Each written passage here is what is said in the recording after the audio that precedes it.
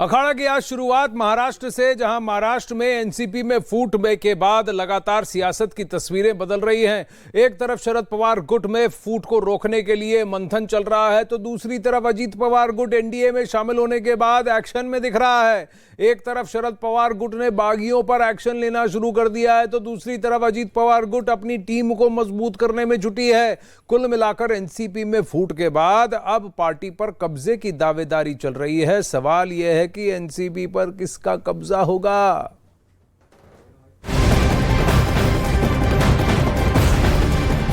इस बीच अखाड़ा में बड़ी खबर, अजीत पवार ने महाराष्ट्र में एनसीपी के नए दफ्तर का उद्घाटन कर अपनी ताकत दिखा दी है। महाराष्ट्र के उप मुख्यमंत्री और एनसीपी सुप्रीमो के भतीजे अजीत पवार ने आज नए दफ्तर का उद्घाटन कर दिया। अजीत पवार ने अपने सरकारी बंगले को ही पार्टी का कार्यालय बनाया है।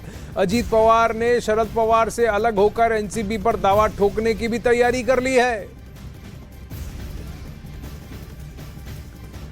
कल ही एनसीपी के दफ्तर से अजीत पवार और प्रफुल्ल पटेल और छगन भुजबल की तस्वीरें, उनका बोर्ड, सब कुछ हटा दिया गया था, पोस्टर हटा दिए गए थे। लेकिन अजीत पवार ने एनसीपी के मौजूदा दफ्तरों पर दावेदारी ठोकने से पहले अपने ही घर में दफ्तर खोल लिया और कहा कि यहीं से अब हम अपना काम शुरू करेंगे और एनसीपी पर अपनी दावेदारी को और मजबूत करेंगे।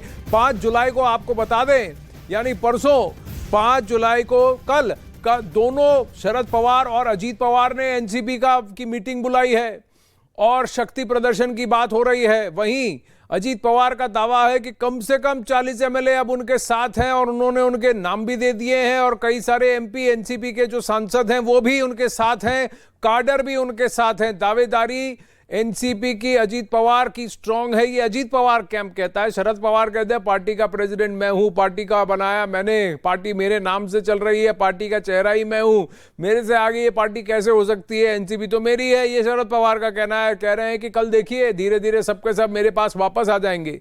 ये तस्वीरें न्यूज 18 पर एक्सक्लूसिव, जहां अजीत पवार अपने ही घर के एक क्षेत्र को, एक एरिया को पार्टी का कार्यालय बनाते हुए, वहां छगन भुजबल भी मौजूद हैं, अजीत पवार मौजूद हैं, प्रफुल्ल पटेल मौजूद हैं और कई सारे वरिष्ठ एनसीपी के नेता, कद्दावर नेता जो अब अजीत पवार के साथ जुड़ गए हैं, सब मौजूद हैं। ये देखिए वो तस्वीरें सामने आ रही हैं।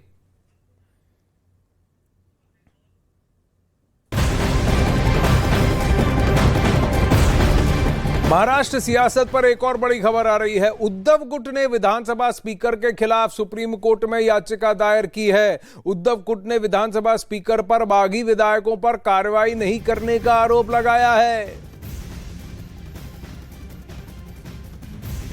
आपको बता दें कि उद्धव गुट की ओर से एक याचिका स्पीकर के पास गई है, जहां उन्होंने एकनाथ शिंदे समेत 16 विधायकों के डिस्क्वालिफिकेशन की मांग की है। सुप्रीम कोर्ट में जब यह बात पहुंची थी तो सुप्रीम कोर्ट ने कहा था कि स्पीकर की जिम्मेदारी है, स्पीकर का जिम्मा है कि सदन के अंदर जो हो रहा है उस पर कार्रवाई स्पीकर का जिम्मा है। लेकिन कोर्ट ने अपने ऑब्जर्वेशन और अपने ओपिनियन वहां दर्ज किए थे। अब उद्धव ठाकरे गुट का कहना है कि वो फिर कोर्ट जाएंगे और ये कहेंगे देखिए स्पीकर इसको टाल रहे हैं, इस पर अभी तक उन्होंने कोई निर्णय नहीं लिया है।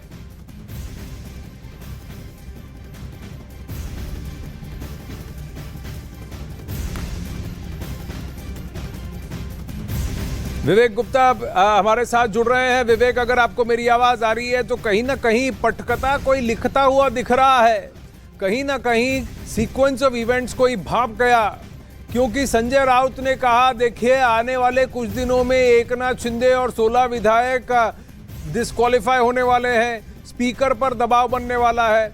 ये एक दिन पहले संजय राउत कहते हैं और एक दिन बाद समझ में आता है कि उद्धव ठाकरे गुट कोर्ट में याचिका दायर कर रहा है कि स्पीकर ढीले हैं, स्पीकर काम नहीं कर रहे। विवेक हमारे साथ हैं। विवेक, कल देवेंद्र फडणवीस के घर पर भी स्पीकर राहुल नार्वेकर पहुंचे थे, जब अजीत पवार, प्रफुल्ल पटेल और छगन भुजबल वहां थे। एकनाथ शिंदे की मुलाकात भी कुछ दिन पहले दिल्ली में वरिष्ठ बीजेपी के नेताओं से हुई है, कुछ बातचीत हुई है। तो कहीं ना कहीं इस पटकथा को किसी ने भाप लिया था क्या, कि कहीं ना कहीं स्पीकर पर दबाव बनने वाला है, एक्शन लेने पर प्रेशर बनने वाला है, और ये एक्शन अगले 4-5 दिनों में क्या एक और नई व्याख्या, एक और नई किताब पृष्ठ खोल देगा महाराष्ट्र की सियासी बिसात पर? देखिए आनंद, देखिए कहीं ना कहीं ये जो शिवसेना के जो नेता हैं उद्धव गुट के संजय राउत, उन्होंने प्रेडिक्ट कर लिया था कि कुछ बड़ा होने वाला है। और जिस तरीके से राहुल नार्वेकर जो विधानसभा सभा के स्पीकर्स हैं वो लगातार मीटिंग कर रहे थे, तो कहीं ना कहीं ये भाप लिया था कि कुछ ना कुछ होने वाला है। इसलिए संजय राउत अब क्लेम कर रहे हैं कि महाराष्ट्र में एक और भूचाल आने वाला है और जो महाराष्ट्र के सीएम एकनाथ शिंदे, उनको उनकी कुर्सी जाने वाली है। लेकिन जो बीजेपी के सूत्र हैं और जो शिंदे ग्रुप के सूत्र हैं वो साफ तौर पर बता रहे हैं कि अजीत पवार को पहले ही बता दिया गया था कि सीएम चेंज नहीं होगा। इसी कंडीशन पर अजीत पवार के साथ डील हुई है और इसी कंडीशन पर अजीत पवार को साफ साफ बोला गया था कि किसी भी हाल में अगर आप आएंगे तो सीएम बदला नहीं जाएगा। हालांकि जो अजीत पवार गुट के उन्होंने बोला कि उन्होंने सीएम की मांग की थी, क्योंकि देखिए महाराष्ट्र में सीएम है, डिप्टी सीएम बीजेपी के हैं और सीएम एकनाथ शिंदे हैं, तो दूसरी कोई तीसरी कोई पोस्ट नहीं तैयार होती। इसलिए एक स्पेशल पोस्ट तैयार की गई, दूसरा डिप्टी सीएम बनाया गया, दूसरे डिप्टी सीएम की पोस्ट एक तैयार की गई ताकि अजीत पवार को ज्यादा बुरा ना लगे, क्योंकि देवेंद्र फडणवीस भी अभी डिप्टी सीएम है, उसी के तर्ज पर एक और डिप्टी सीएम महाराष्ट्र में दिया गया। और जो सूत्र बता रहे थे कि एकनाथ शिंदे की कुर्सी के साथ छेड़छाड़ बिल्कुल भी नहीं होगी, ये पहले ही अजीत पवार और उनके गुट को बता दिया गया था। इसी कंडीशन के तहत अजीत पवार ने अपने जो क्लेम किया जा रहा है कि 43 विधायक के साथ वो बीजेपी शिंदे सरकार में शामिल हुए हैं, तो ये जो कंडीशन थी, ये जो पूरी डील कहीं ना कहीं क्या ये भूमिका भी बांधी गई है कि 9 तारीख को कैबिनेट का विस्तार होगा, अजीत पवार और ये सब यहां मौजूद हैं, आज अपनी नई शाखा खोल रहे हैं, पार्टी पर दावेदारी ठोक रहे हैं, 9 विधायक अब कैबिनेट में शामिल हो चुके हैं महाराष्ट्र के, इनको कौन कौन सी मिनिस्ट्री दी जाएगी इस पर बात होगी।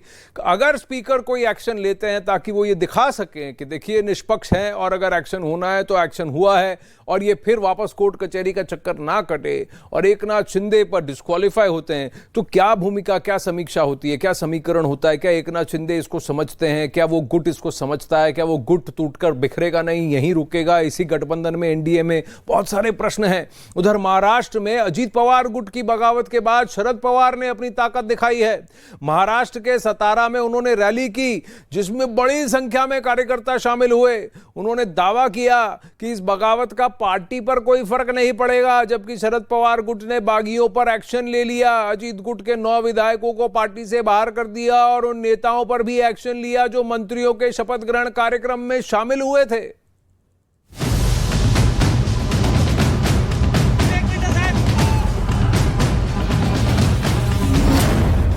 बगावत से एनसीपी में हड़कंप, शरद पवार का शक्ति प्रदर्शन, बागियों के खिलाफ एनसीपी का एक्शन। एनसीपी के 9 विधायक बागी हुए तो शरद पवार ने मोर्चा संभाला। सबसे पहले वो सोमवार को महाराष्ट्र के कराड में अपने गुरु पूर्व सीएम यशवंतराव चौहान की समाधि पर पहुंचे और श्रद्धांजलि दी। इसके बाद सतारा में रैली कर शक्ति प्रदर्शन किया। उन्होंने दावा भी किया कि अजीत गुट की बगावत से पार्टी को कोई फर्क नहीं पड़ेगा और उन्हें अल्टीमेटम भी दे दिया। सतारा में शरद पवार ने हुंकार भरी और दावा किया कि एनसीपी एक बार फिर नई ताकत से ऊपर उठेगी। 1988 में मेरी पार्टी की स्ट्रेंथ 69 थी। मैं कुछ काम के लिए विदेश गया 1 महीने के लिए और वापस आने के बाद 5 छोड़कर बाकी सब लोग पार्टी छोड़कर गए थे। तो जो नेता 59 का नेता था वो 5 का नेता हो गया। इतनी मेरी हालत हुई थी, मगर मुझे कोई चिंता नहीं थी। मैंने पूरा महाराष्ट्र घुमा कर लोगों को मिलकर एक अलग माहौल पैदा किया और जब चुनाव हुआ तब जो हमारी स्ट्रेंथ थी वो रही, सब लोग चुनकर आ गए और जब छोड़कर गए इनमें से 3 या 4 छोड़कर बाकी सब डिफीट हो गए। और इससे ये मेरा फास्ट एक्सपीरियंस 2-3 बार ऐसा है, इसलिए कितने गए, कौन गए, इसकी जांच मैं कभी करता नहीं हूँ। उधर एनसीपी ने बागियों के खिलाफ ताबड़तोड़ एक्शन लेना शुरू कर दिया। शरद पवार ने सांसद प्रफुल्ल पटेल और सुनील तटकरे को पार्टी से बाहर कर दिया। अजीत पवार के शपथ ग्रहण समारोह में भाग लेने गए 3 नेताओं पर भी एनसीपी ने एक्शन लिया। साथ ही अजीत पवार समेत 9 विधायकों को एक्शन की जानकारी दी गई। एनसीपी ने बगावत करने वाले अजीत पवार समेत 9 विधायकों को पार्टी से बर्खास्त कर दिया। इसके साथ ही विधानसभा अध्यक्ष से सभी को अयोग्य घोषित करने की मांग की। इसके साथ ही प्रदेश सचिव शिवाजी राव गर्जे को पार्टी से बाहर का रास्ता दिखा दिया। एनसीपी ने अकोला के जिलाध्यक्ष विजय देशमुख को भी पार्टी से निकाल दिया। एनसीपी ने मुंबई के कार्यकारी अध्यक्ष नरेंद्र राणे को भी पार्टी से निकाल दिया। उनकी बेटी और सांसद सुप्रिया सुले ने प्रफुल्ल पटेल और सुनील तटकरे के खिलाफ एक्शन लेने के लिए शरद पवार को चिट्ठी लिखी थी। उधर शरद पवार के एक्शन के तुरंत बाद अजीत पवार ने भी एनसीपी की नई टीम बना दी। उन्होंने सांसद सुनील तटकरे को महाराष्ट्र प्रदेश का अध्यक्ष बना दिया। अनिल पाटिल को व्हिप की जिम्मेदारी दे दी गई। पार्टी कैसे चलेगी? बहुत अच्छी तरह से चलेगी, फिक्र मत करो। उधर एनसीपी से अजीत गुट की बगावत के बाद दिल्ली में एनसीपी के दफ्तर में लगी प्रफुल्ल पटेल की तस्वीर हटा दी गई। मतलब एनसीपी ने बगावत के खिलाफ सख्ती के संकेत दिए। लेकिन इसी बीच अजीत गुट ने प्रेस कॉन्फ्रेंस की और शरद पवार के एक्शन का खुलकर विरोध किया। आमचे राष्ट्रवादी काँग्रेस पार्टीचे खूप सारे म्हणजे आम्हाला खात्री आहे की खूप सारे म्हणजे बाय वास्ट मेजॉरिटी म्हणजे बहुसंख्य लोकांनी। उधर सूत्रों के हवाले से दावा किया गया कि शिंदे की सरकार में एनसीपी के 43 विधायक, 6 विधान परिषद सदस्य और 3 सांसद भी जुड़ सकते हैं। हालांकि महाराष्ट्र सरकार में अजीत पवार गुट की क्या ताकत होगी, इसकी तस्वीर मंत्रिमंडल विस्तार के बाद साफ होगी। अब आपको एनसीपी में अजीत पवार की बगावत की वजह बताते हैं। सबसे पहले अजीत पवार शरद पवार के महागठबंधन में शामिल होने से नाराज थे। दूसरी तरफ अजीत पवार को दरकिनार कर सुप्रिया सुले को पार्टी में बड़ा पद दे दिया गया। Praful Patel working president, Jayant Patil president, Ajit Pawar को कुछ नहीं। तो वहीं अजीत पवार पार्टी में अपनी हो रही अनदेखी से भी नाराज थे। आपको बता दें कि अजीत पवार कई वर्षों से इस ओपिनियन में है कि एनसीपी को अब बीजेपी के साथ साझा कर लेना चाहिए, एनडीए में जुड़ जाना चाहिए, कांग्रेस पार्टी के साथ उसका कोई सरोकार नहीं होना चाहिए। ये point of view Ajit Pawar का कई सालों से रहा है। वहीं एनसीपी में बगावत के बाद मुंबई में कांग्रेस सांसदों और विधायकों की बैठक हुई है, क्योंकि अब उस महाविकास अघाड़ी में सबसे छोटी पार्टी जो पहले थी अब सबसे बड़ी सा पार्टी है। संख्या बल के हिसाब से उद्धव बालासाहब ठाकरे सेना और शरद पवार की एनसीपी से ज्यादा आज कांग्रेस पार्टी के विधायक हैं महाविकास अघाड़ी में। महाराष्ट्र के मौजूदा सियासी हालातों पर बैठक में चर्चा की गई। बैठक में महाराष्ट्र कांग्रेस के सभी बड़े सांसद और विधायक मौजूद रहे, जिनमें से कुछ तो पूर्व मुख्यमंत्री भी हैं। आपने देखा पृथ्वीराज चौहान उधर हैं, अशोक चौहान उधर हैं, ये सब पहले महाराष्ट्र की कमान संभाल चुके हैं। अब कांग्रेस की क्या नीति होगी? क्या इस महाविकास अघाड़ी से बाहर निकल